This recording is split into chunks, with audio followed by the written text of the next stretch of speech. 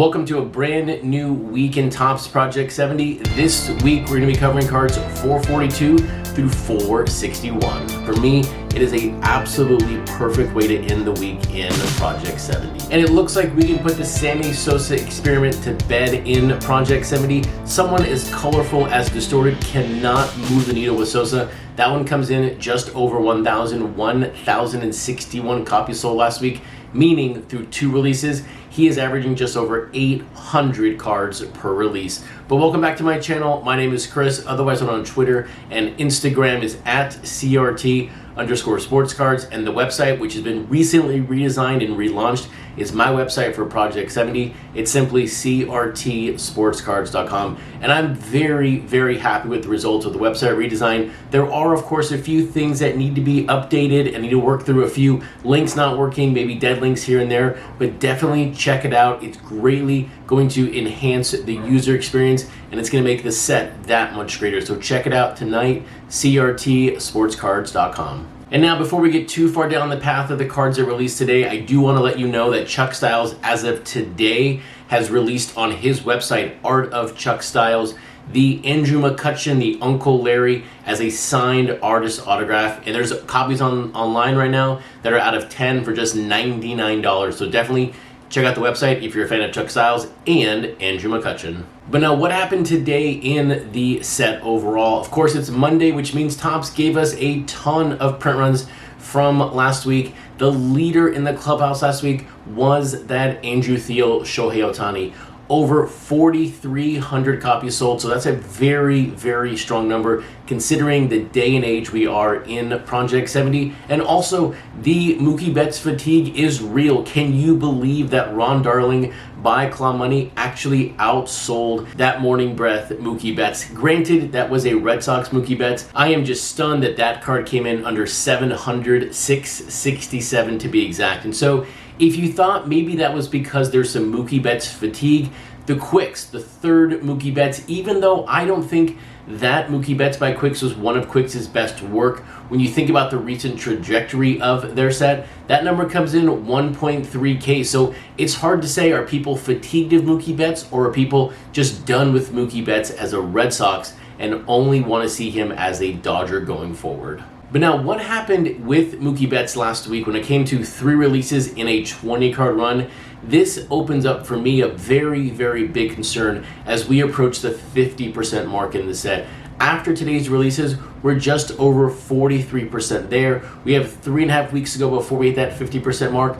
But as of today, with that Vladimir Guerrero senior card, we are now at 148 players in the set. And now, when I spoke to Jeff many, many months ago at the beginning, I couldn't get a commitment more than maybe 150 at the most. And if we have now seen pretty much every single player that we're going to see this year, I think we're in a lot of trouble, because I think people are going to tire quickly of seeing the same players over and over and over again, with 57% of the set still left to go. Now, in saying that though, there is some good news, and I got this from a very reliable source at the National. When this set first started, Topps had said artists are going to deliver 18 cards and 2 redesigned wrapper packages in their Project 70 set. But as of maybe here recently, Topps has scrapped one of the wrappers, and now they're only going to be releasing 1 wrapper per artist. So maybe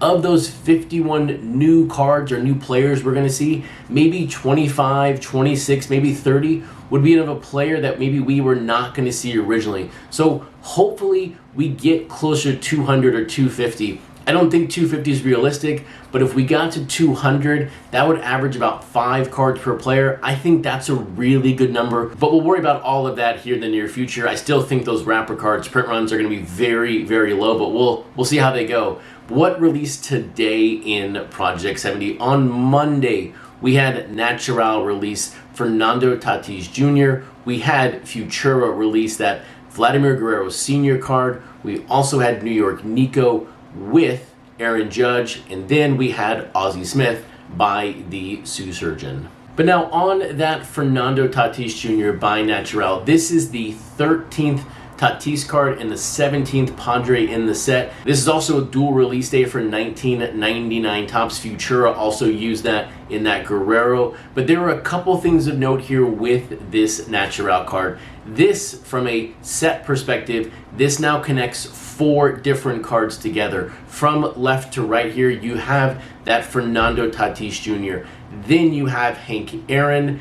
Then you have Yermin, and you have Reggie Jackson. That is cards 7, 8, 9, and 10 in his set. So we're starting to see that 19 card mosaic come into focus. But my question on this card, yes, the bat flip by Tatis, it may be overplayed just a little bit by right now, but remember, these artists are creating their cards in a vacuum. A lot of them are not seeing what other artists are doing. So did Natural know that the bat flip Tatis was going to be overplayed like this? No. But the question I have on this card is, what is Natural trying to communicate? For some reason, in my opinion here, that bat is in focus and Tatis is just a little bit behind and he's a little bit blurry. What is Natural trying to tell us with this card? So let's go and stay in 1999, a year before Y2K hysteria, with that Futura Vladimir Guerrero Sr. card. Here is the most interesting thing about that card. Yes, this is another brand new player in the set, but after 10 releases from Futura, every single one of their cards is of a retired player. And so while it is surprising to see Futura continue to only release retired players, one thing that is not a surprise when you see a New York Nico card is the fact that the subject on the card is from New York, because we knew from the very beginning New York Nico was going to release a New York theme set, and we have the 8th Aaron Judge in the set, this time from 1952 Topps. When I first saw this card, I got a real Batman feel, like Return to Gotham, and I don't know why. I've very rarely seen Batman movie. I have no connection to Batman or Gotham City, but that is why this piece of artwork from New York Nico and Naomi works so very well together. A lot of you are going to see this and go, it's just New York, or hey, it's too much pink, but for me, it transported me to a place I'd never been to, and I have to figure out why I saw that in this card. But now, while we can argue about what that New York Nico card represents about Aaron Judge, the one thing that we can never argue about when it comes to the Aussie Smith, the 4th Aussie Smith in the set from the Sioux Surgeon, is it's from the Wizard of Oz. It's very straightforward of where this card comes from. But this is the interesting part about this. This is the Sioux Surgeon's 10th card in the set. This is the Cardinals' 10th card, and also the 10th card from 1982 Topps. So cool thing that it's 10, 10, 10 on this card. I don't know if it's a 10 in my book. It's a cool, fun play on Aussie Smith, the Wizard, but I prefer my artwork to be a little more difficult, kind of like the Natural Tatis and the New York Nico Aaron Judge. But what I like is not what you like, and so that's what makes this set so great. This will now complete your Monday daily download for Topps Project 70, and I'll see you back tomorrow night where we talk about the cards that release on Tuesday.